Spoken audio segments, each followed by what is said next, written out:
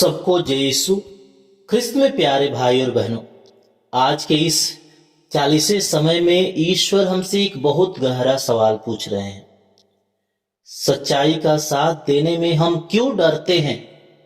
हम सब यीशु को जानते हैं, प्रार्थना करते हैं, चर्च आते हैं, लेकिन जब हम बाहर दुनिया में होते हैं, घर से बाहर होते हैं, तब कई बार हमारा विश्वास छिप जाता है। कभी हम लोगों के सामने प्रार्थना करने में झिझकते हैं, कभी क्रूस का चिन्ह बनाने में शर्म महसूस करते हैं, और कभी जब कोई हमारे विश्वास के बारे में गलत बात करता है तब भी हम चुप रह जाते हैं। ऐसा नहीं कि हम यीशु को नहीं जानते हैं, सच्चाई यह है कि हम जानते हैं, लेकिन लोगों की सोच और प्रतिक्रिया का डर हमारे साहस को रोक देता है। और ठीक इसी जगह आज का ईश्वर का वचन हमारे दिल को छूता है और हमें अपने जीवन को देखने के लिए बुलाता है। प्यारे भाई और बहनों, आज का पहला पाठ हमें एक ऐसी ही स्थिति दिखाता है, लेकिन यहाँ कहानी थोड़ी सी उल्टी है। नबी यिर्मयाह को पता चलता है कि लोग उसके खिलाफ साजिश कर रहे हैं, क्योंकि वह ईश्वर का सच बोल रहा था। इसका मतलब यह है कि यिर्मयाह लोगों को यह बता रहा था कि वे ईश्वर से दूर हो गए हैं, उनका जीवन सही रास्ते पर नहीं है और उन्हें वापस ईश्वर की ओर लौटना चाहिए। लोगों को सच्चाई पसंद नहीं आई, इसलिए वे चाहते थे कि उसकी आवाज ही बंद कर दे। यह हम समझते हैं कि सच्चाई बोलना हमेशा आसान नहीं होता है। कई बार सच्चाई के कारण विरोध भी मिलता है, लेकिन नबी यिर्मयाह एक महत्वपूर्ण बात हमें सिखाते हैं। वह डर के कारण चुप नहीं होते हैं, वह अपना जीवन और अपना मामला ईश्वर के हाथ में छोड़ देते हैं। यानी वह जानते हैं कि अगर मैं ईश्वर के साथ खड़ा हूं तो भले लोग मेरे खिलाफ हो, फिर भी मैं अकेला नहीं हूं। प्यारे भाई और बहनों, यिर्मयाह के समय में लोग सच्चाई सुनना नहीं चाहते थे।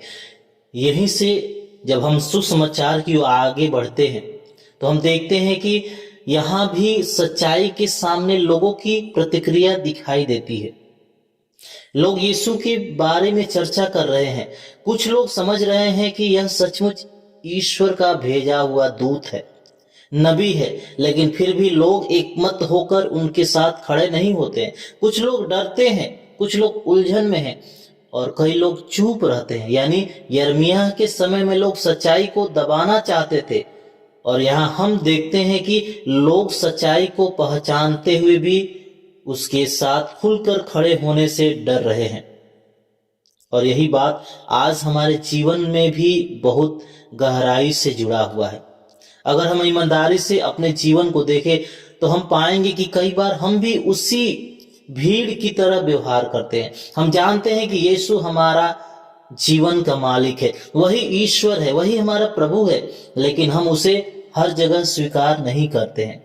जब हम चर्च में आते हैं तब हमारा विश्वास मजबूत दिखाई देता है, लेकिन बाहर समाज में हम बदल जाते हैं। कभी हम सोचते हैं कि अगर मैं यहाँ प्रार्थना करूंगा तो लोग क्या कहेंगे, अगर मैं अपने विश्वास की बात करूंगा तो लोग मुझे अलग समझेंगे।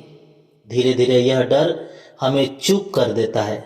इसलिए प्रभु का वचन सुक्ति ग्रंथ के द्वारा कहता है कि जो मनुष्यों से डरता है वह अपने लिए जाल बिछाता है। यानी जब हम लोगों से ज्यादा डरने लगते हैं तब हमारा विश्वास कमजोर पड़ जाता है। प्यारे भाई और बहनों, आज का वचन हमें केवल हमारी कमजोरी दिखाने के लिए नहीं दिया गया है, बल्कि हमें आशा के लिए भी दिया गया है। नबी यिर्मयाह हमें बताते हैं कि जब हम ईश्वर पर भरोसा करते हैं तब डर के बावजूद भी हम खड़े रह सकते हैं। और सुसमाचार में हमें यह बताया जाता है कि भले कुछ लोग डरते हो, फिर भी ईश्वर का काम रुकता नहीं है। इसी बात को बाइबल के कई स्थानों पर दोहराया गया है।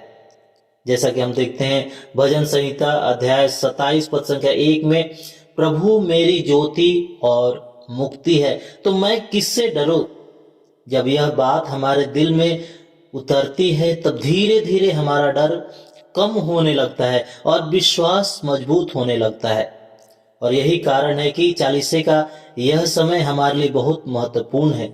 यह केवल उपवास या प्रार्थना का समय नहीं है, बल्कि यह हमारे विश्वास को सच्चा बनाने का समय है।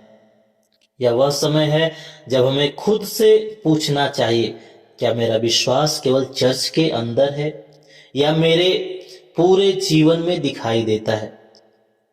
यीशु ने हमें छिपा हुआ विश्वास नहीं दिखाया, हमें छिपा हुआ विश्वास नहीं दिया।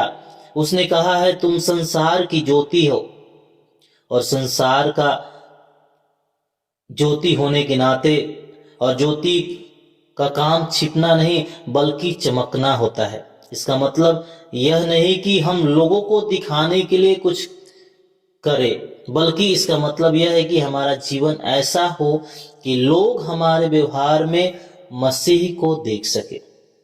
इसलिए प्यारे भाई और बहनों, आज का यह वचन हमें एक छोटा लेकिन बहुत महत्वपूर्ण कदम उठाने के लिए बुला रहा है। शायद आज से हम थोड़ा साहस दिखाए, जहां हम डरते थे वहां प्रार्थना करें, जहां हम चुप रहते थे वहां सही का समर्थन करें, और जहां हम शर्म महसूस करते थे वहां गर्व से कहे कि यीशु मेरे जीवन का हिस्सा है, यीशु ही मेरे जीवन का मालिक है।